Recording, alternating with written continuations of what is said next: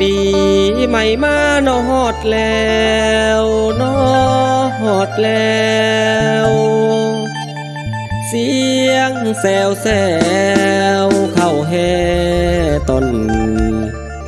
ดังวนไปทั่วเมืองไปทั้งขอบและทางคู่มีคนหนุ่มและคนเฒ่ามีผู้บ่าวและผู้สาวเข้ามานอเป็นคู่อยู่เป็นคุมอุยดีนอปีใหม่ลาว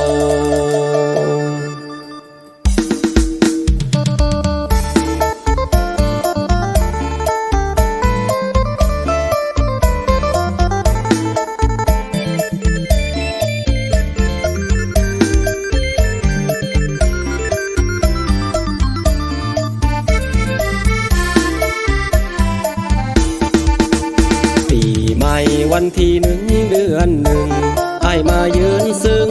ในวงงานเราเข้ามาเป็นคู่เป็นแถวเสียงห้องแซวสิต้อนรับปีใหม่ปีใหม่2025ทุกคนมีนาอย่าจิบยาไข่ทุกคนให้มีโลดใหญ่ความเจ็บอย่าได้ความไข่ยามีทุกคนขอถึกหวยรวยเงินอยากให้เขาเอิ้นว่าคนเศรษฐีแนวเจ็บเจ้าอย่ามาใดแนวไข่เจ้าอย่ามาวน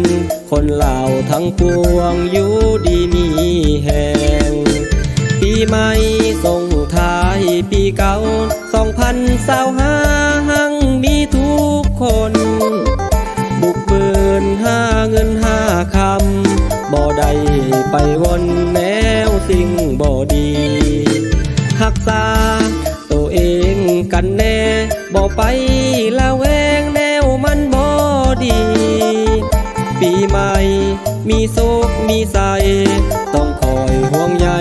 ในขอบในครัวปีใหม่มีปี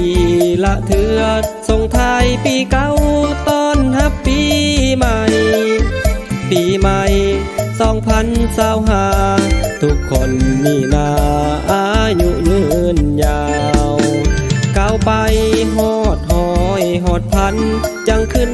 สวรรค์นำป้านำลุงทุกคนอยู่ดีมีแหงเฮาหักแพงกันบ่มีวันลืมอ้ายมีหัวใจสะอื้นให้มันยืนยาวต้อนรับปีใหม่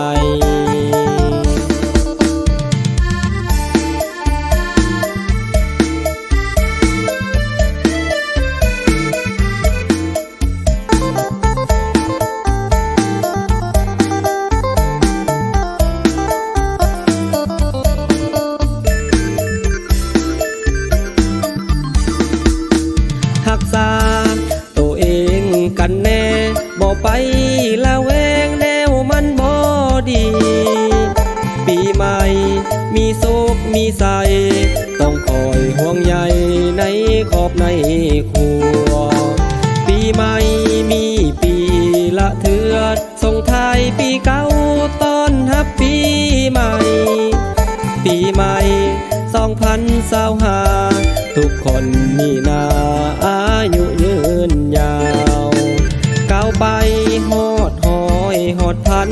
จังขึ้นสวรรค์นำป้านำลุงทุกคนอยู่ดีมีแหงเฮาหักแพงกันบ่มีวันลืมอ้ายมีหัวใจสะอื้นให้มันยืนยาวต้อนรับปีใหม่